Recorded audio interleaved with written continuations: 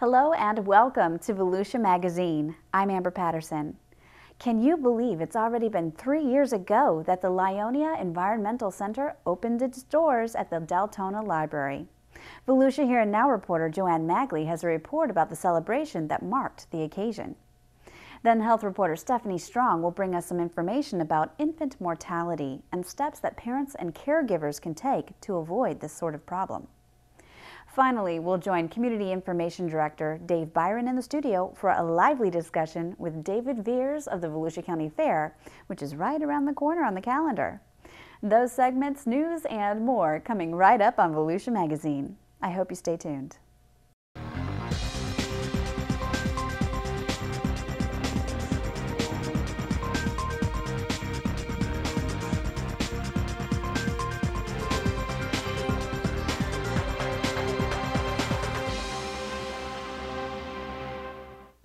Construction of Volusia County's new state-of-the-art Emergency Operations Center and Sheriff's Communications Center is moving along on schedule and under budget.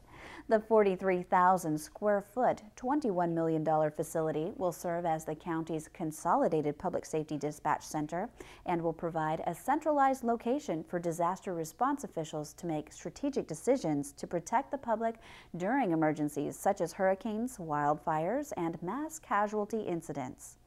Completion is set for late January.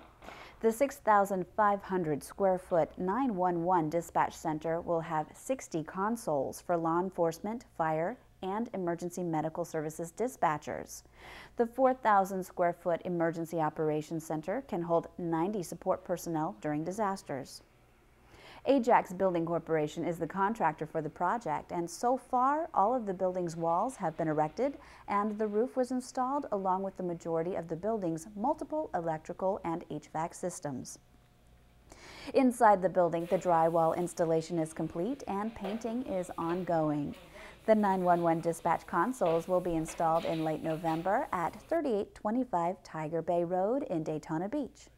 Charlie Craig, the director of Volusia County's Emergency Management Division, says the new building will not only be more functional during disasters, it will also be resistant to many outside dangers. The main thing that you want to do is protect the people and the systems for you to be able to do your necessary response and recovery work during a storm.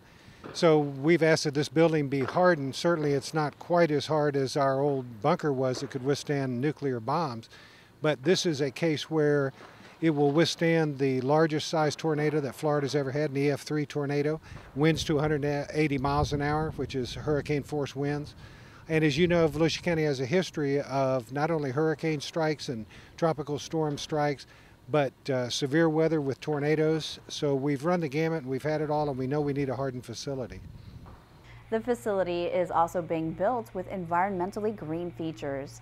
The county will apply for Leadership in Energy and Environmental Design, or LEED, certification from the U.S. Green Building Council to certify the building is environmentally responsible and a healthy place to work. For updates on the construction, we invite you to like the county's emergency management Facebook page. Just go to facebook.com/Volusia County Emergency Management.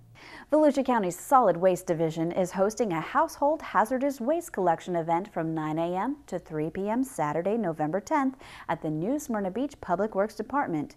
It's located at 124 West Industrial Park. There's no charge for dropping off household hazardous waste. Our most popular drop-off is the paint. The other would be automotive fluids, household chemicals, pool chemicals, batteries, that would be car batteries or any rechargeable battery, fluorescent bulbs, and anything else you might have laying around your house that's considered a hazardous waste. It's important to dispose of these type of items properly because it prevents groundwater contamination and from the chemicals or such getting into the environment and causing a pollution, or it also prevents creating a hazard in your house. We do accept sharps, however they do have to be in the red approved containers and you will not get your container back. Only unmixed household hazardous waste is accepted. Businesses are not eligible for free disposal during these collection events.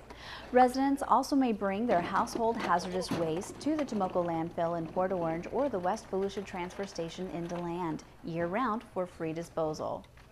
These facilities also will provide a paint exchange program and electronic waste recycling for residents without a charge. For more information about household hazardous waste and the paint exchange program, you can visit volusia.org/recycle.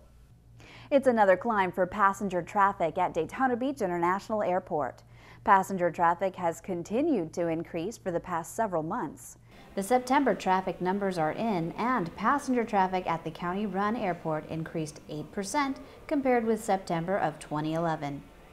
During the month, 42,865 passengers flew in or out of the county-operated airport, compared with the 39,547 passengers in September of 2011.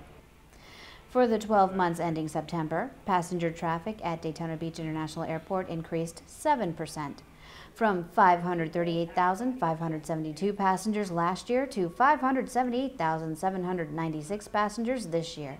The increase represents an ongoing steady picture of airline passenger traffic increases, which is believed to continue and potentially increase. Steve Cook, Director of Business Development for the airport, says he's looking forward to a positive year-end finish. And that follows a trend. About the last 34 months, we've actually been up for 31 of those months and really haven't seen a down month for most of this year. So we're very optimistic that the end of the year will be a strong finish for Daytona Beach International Airport. And moving into 2013, we think it's going to be a good year as well. And with the holiday season right around the corner, it would be smart to plan ahead if you're planning to fly. Get your fares early as you can, so you get the best price, because there's only so many discount seats in the market, and you've got to get out there early. If you wait too late, the prices tend to go up. So I would say start your planning early, and you can get a great deal here at Daytona Beach International Airport. For more information about Daytona Beach International Airport, you can visit flydaytonafirst.com.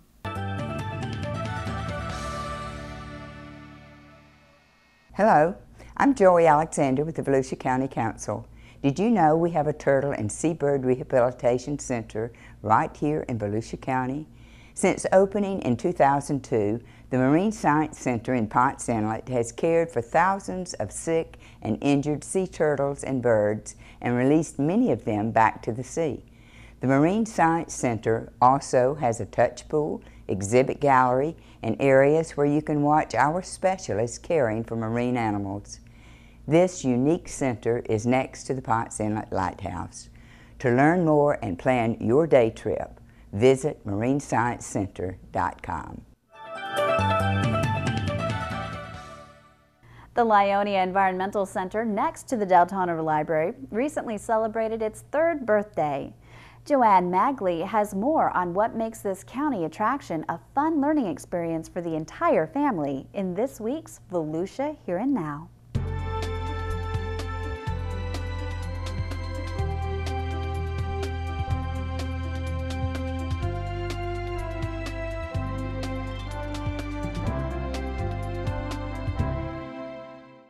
Visitors at the Lyonia Environmental Center were recently treated to an extra special day as the center celebrated its 3rd anniversary. Now this is The free event included story time and crafts for children, guided hikes of the Lyonia Preserve, and a number of educational presentations. But as manager Sandy Falcon tells us, every day at the center is an exciting learning experience. Well, I think because it appeals to all ages. We have lots of things to do for the little itty-bitty ones. We have crafts and live animals for them to look at. And then the programs that we offer can range all the way up to adult ages. There are a number of hands-on displays here at the Lyonia Environmental Center. This one's all about manatees, and it's fun for kids and adults. Every month, the center offers a number of programs with topics ranging from geological history of Volusia County to bats of Florida. Did you know that these little guys can eat 600 to 1,200 mosquitoes and other night-flying insects in a single hour? The Marine Science Center was just one of many organizations taking part in the center's birthday event. They brought a special feathered friend. You're looking at an American kestrel. She's the smallest falcon in North America. That's a falcon? Yeah. And you can tell she's a falcon. See the black line that comes down from her eye? It's a mallow line. that lets you know she's a falcon rather than a hawk. Adjacent to the center is the Lyonia Preserve, a scrub habitat. And we actually really focus on scrub habitat, which is what our preserve is here, because it's such an important habitat, and we really try to focus on the plants and animals that exist in scrub habitat, how it's important to Volusia County, and how it really interacts with the other environments of Volusia County, and why it's an important part of the whole of the county and the green areas here.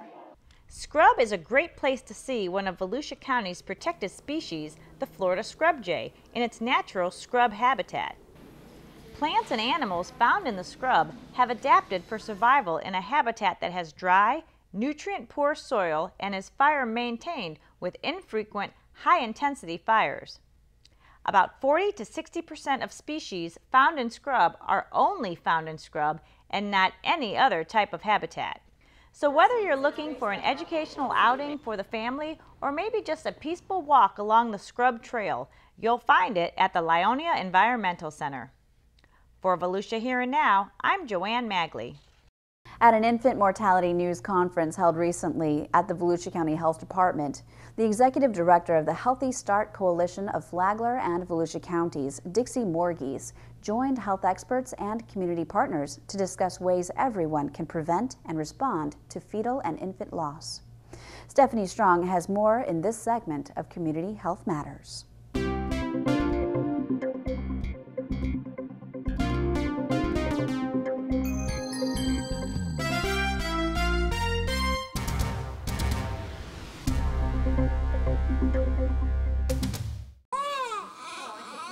Over a 5-year period, 207 babies died before their first birthday in Volusia and Flagler counties.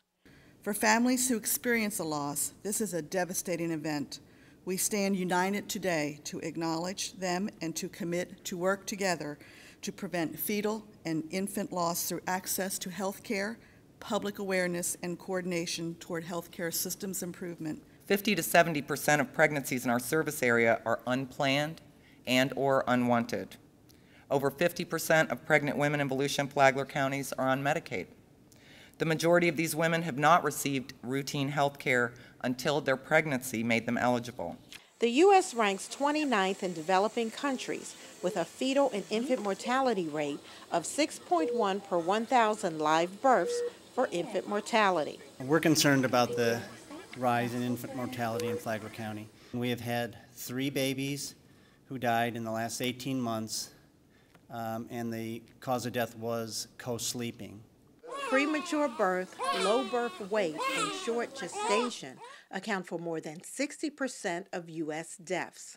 In addition, racial disparities are significant on the national, state, and local levels. Black babies account for about 30% of the infant and fetal deaths in Volusia and Flagler counties. We also know that Black infants are less likely to be breastfed, which is also a risk factor for SIDS, as well as other health outcomes. All women need access to and start prenatal care before the 14th week of pregnancy. Early prenatal care makes a difference in birth outcomes and also provides an opportunity to reinforce messages about behaviors that can lower the risk for SIDS and infant mortality. According to the Florida Department of Health, since the inception of programs such as Pregnancy Medicaid and Healthy Start, rates have seen a steady decline from 9.6 in 1990 to 6.4 per 1,000 live births in 2011. Ways to keep your baby safe. Make sure your babies have a safe sleeping environment free of crib bumpers, pillows, blankets, and toys. Make sure babies sleep alone on their backs in a well-ventilated room on a firm mattress. Make sure babies do not co-sleep with others, including siblings. And make sure women have access to affordable health care before, during, and between pregnancies. Remember, a family never forgets the loss of their baby, no matter how much time has passed. For more information, please visit www.healthystart.org. For Volusia Magazine, I'm Stephanie Strong. Public Information Officer for the Volusia County Health Department. As always, if you'd like any information on this or any other health-related issues, you can log on to volusiahealth.com. It's almost that time of year. The Volusia County Fair is a popular event for our region. So, to fill us in, Community Information Director Dave Byron is in the studio now with David Viers to chat about this year's fair. Dave? Thanks, Amber, and hi, everyone. The Volusia County Fair and Youth Show is an annual tradition in Volusia County that goes back to the early 1900s. The annual Volusia County Fair today has become one of the premier fairs in the Southeast. This year's Volusia County Fair is right around the corner, so it's a good time to check in with David Viers. He's the Executive Director of the Volusia County Fair and Youth Show. Dave, thanks for being with us. Good morning. Thank you for having us. Hey, a little history lesson here, Dave. Let's talk about the early days of the fair. When did it get started? The fair was actually chartered in 1923, and the first fair was held in January of 1924 and ran until 1939 and was disbanded at that time because of the war effort of building gliders. It was restarted in 1954 at the old fairgrounds and then moved down where the National Guard Armory is, and then out at the airport until 1959, and was disbanded again because they could not get the property anymore, and was restarted in 1966 where the YMCA sits now, and moved to our present location in 1968 and has been going ever since. Yeah, I was going to say, you know, most people today recognize the fair as being out there on 44 east of DeLand, but as you just said, it's been at a number of locations, and including one out there by the railroad tracks on the west side of DeLand. And yes, we're glad to be the Cole Brothers Circus that was the original fairgrounds back in the 20s and 30s. You know, obviously the fair is an annual tradition in Volusia County, Dave. It has always had an emphasis on kids, has it not? Our emphasis is on the youth of the county. We do put in, you know, for them to do their animals and their other projects, and that's what we point towards so that they can show their skills of what they do and the learning experiences they get from that. And of course, you know, the fair in Volusia County and in most counties and states across the country is kind of a ties in the agricultural side of a community with you know, the urban side of the county, and you still have, you know, the agricultural side of the annual Volusia County Fair. Our project is to get you to recognize the ag that we have in the county and see what the county does have to perform in the agricultural part. 10 days, I guess generally in the weekdays, what, from 4 to? From 4 until the midway closes, and we say that because we don't know what time they will close. And then on weekends we open at 10 o'clock in the morning, I'm sorry, 11 o'clock in the morning, and we go until the midway closes that night. And what you hope for more than anything else is great weather, huh? Perfect weather. If we can have good weather, we know we'll get the crowds, and so far all the fairs in the United States that have had good weather have had record crowds this year. That's just awesome, David. You know, what are you looking for in terms of attendance this year? Last year we had 182,000. Our best has been 188, and we hope that we can beat that. Yeah, and I was going to say, David, from what I'm hearing, you know, people are spending a little bit more money. The economy seems to be getting a little bit better. And of course, you know, going to the fair for a family is a great value. A very good value. Well, so let's talk about, you know, you put 185,000 people through the fair. Obviously, you have expenses, but you hope to make a little money at the end of the 10 days. What happens to all this money? Almost all of the money goes back into the premiums that are paid out to the people, and then to help us make it from one fair to the next fair the next year. We do run the buildings there on the grounds and rent them out during the year, and it also helps to do that during the year, supplement that income to where we can make it to the fair the next year. Yeah, basically, I guess what I'm hearing you say is that if you make a little profit, you make some improvement to the facilities, and that gives you the seed money to put the next year fair on. No one makes any profit out of this? No, we make enough profit to be able to do some improvements as we did last year, building the extension onto the Towton building, which was a very needed area that we needed, and that's what the money goes to. You have some great facilities out there, David. I know over the years, you know, you've put very nice walkways in and that sort of thing, and so every year, as you say, you try to make some enhancements to the facilities. You got any new enhancements this year that the public will be seeing? Not this year. As I say, last year we spent quite a bit on that one addition. The other facilities with the help of the county were built. for the people of Volusia County, and you know, we do have some plans if we can get some grants and stuff of adding some other buildings, but that looks like it's going to be maybe 3-4 years down the road. You mentioned the county, David. What is the tie between the fair and Volusia County? Well, the county was the ones that built the Townsend building and the Tommy Lawrence Arena, and we manage that for the county. They put in quite a bit of money for that, and we do upkeep it by the rentals that we get from it. The county, we also use the front part of the county land is where the Midway sits, in the Hester and Daugherty building, where we do our commercial exhibits and the school exhibits, and also all the baked food and stuff in those buildings. But you don't really get any operating subsidy from the county. You have the tie with the facilities, but do not get any from the county whatsoever. Well, let's talk about the kids. Again, David, I mean, one of the things that is kind of a lifetime event for a lot of kids is they start as youngsters and they raise an animal and they bring it to the fair, and it's all shiny and groomed, and then they show it, and hopefully they win a ribbon, and eventually they sell the animal. And that's I know it's a big part of these young kids' lives. The market part of it is they have to start out by buying the animal, learning what the cost of an animal is to buy. Then they have to raise that animal from that time until the fair. And they may make money back and they may not make money back. It depends on the price they will get at the auction, which they are getting way more than what the market is giving kids. Right. But it is that learning experience from the time of taking that animal from, you can say, a baby, and raising it until it's ready to go to market, and that's a big experience.